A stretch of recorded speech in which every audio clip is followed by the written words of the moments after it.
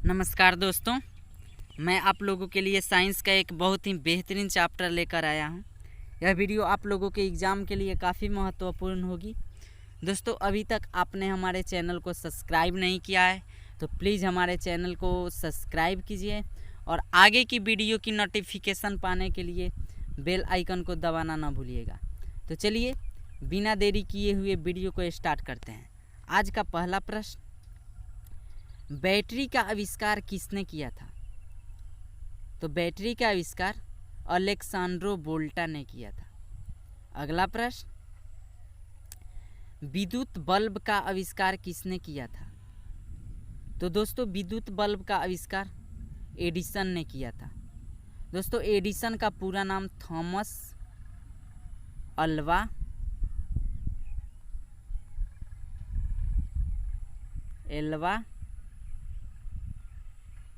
Edison है। अगला प्रश्न, बल्ब का तंतु किसका बना होता है? तो बल्ब का तंतु टंगस्टन का बना होता है। अगला प्रश्न, बल्ब में किस प्रकार के गैस भरे जाते हैं? तो बल्ब में निष्क्रिय गैस भरे जाते हैं। अगला प्रश्न,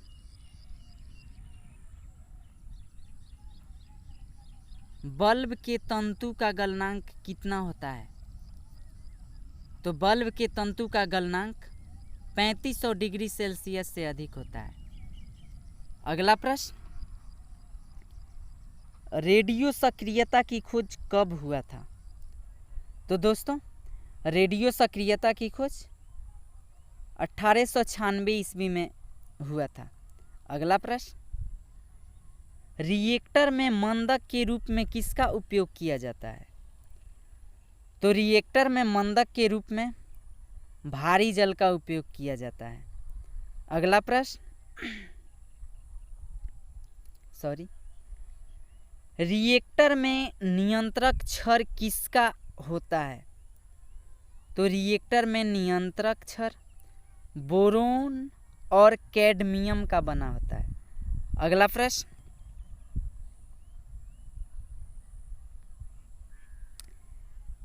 डायोड बल्ब का आविष्कार किसने किया था? तो डायोड बल्ब का आविष्कार फ्लेमिंग ने किया था। अगला प्रश्न, डायोड बल्ब का आविष्कार कब हुआ था? तो डायोड बल्ब का आविष्कार 1904 ईस्वी में हुआ था। अगला प्रश्न, ट्रायोड बल्ब का आविष्कार किसने किया था? तो ट्रायोड बल्ब का आविष्कार लीडी फॉरेस्ट ने किया था। अगला प्रश्न, ट्रायोड बल्ब का आविष्कार कब हुआ था? तो ट्रायोड बल्ब का आविष्कार 1907 ईस्वी में हुआ था। अगला प्रश्न, त्वरित चालक का आविष्कार किसने किया था? तो त्वरित चालक का आविष्कार बेंजामिन फ्रैंकलिन ने किया था। अगला प्रश्न, लेजर का आविष्कार किसने किया था? तो दोस्तों, लेजर का आविष्कार टीएच मेनन ने किया था। अगला प्रश्न, लेजर का आविष्कार कब हुआ था? तो लेजर का आविष्कार 1960 ईस्वी में हुआ था। अगला प्रश्न,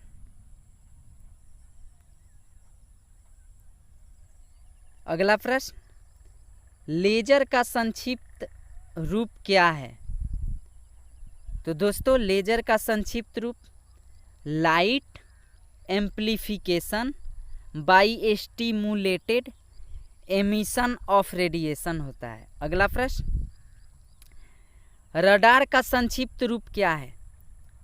तो रडार का संक्षिप्त रूप रेडियो डिटेक्शन एंड रेंजिंग होता है।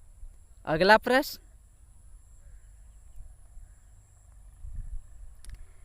मेसर का आविष्कार किसने किया था? तो मेसर का आविष्कार टाउन्स ने किया था। अगला प्रश्न, मेसर का संक्षिप्त रूप क्या है?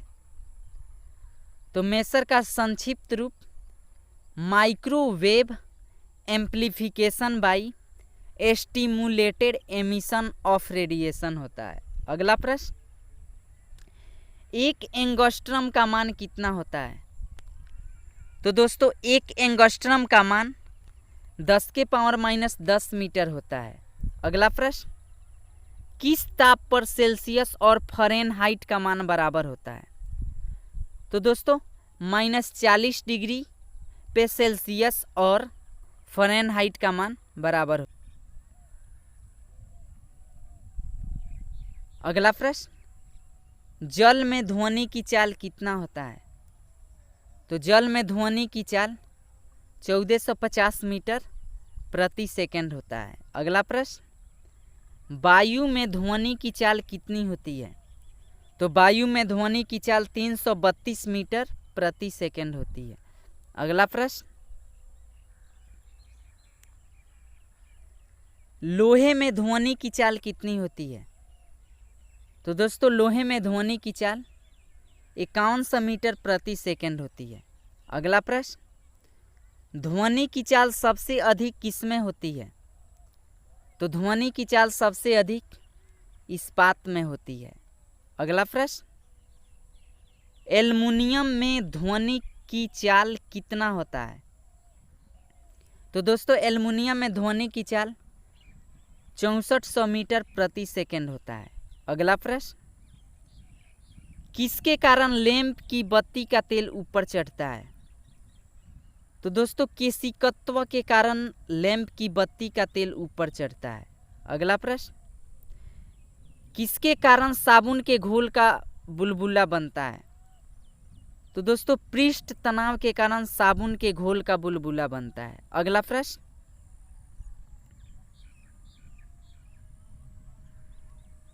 किस सिद्धांत के कारण रॉकेट ऊपर उड़ता है? तो दोस्तों संवेग संरक्षण के सिद्धांत पर। अगला प्रश्न, 1 न्यूटन बराबर होता है?